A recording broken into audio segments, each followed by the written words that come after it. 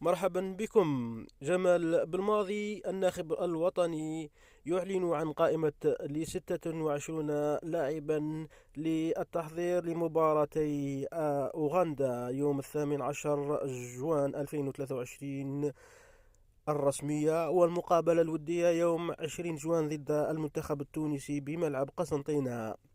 إذا آه القائمة كالتالي: 26 لاعبا، ثلاثة حراس مرمى، ولاعبي دفاع، ولاعبي وسط الميدان، ولاعبي هجوم. ما لاحظنا على هذه القائمة هو غياب يوسف بالليلي وآيت نوري ومبولحي، كما حملت أسماء جديدة هي كالتالي: في حراسة المرمى مانديرا وزغبا وبنبوط.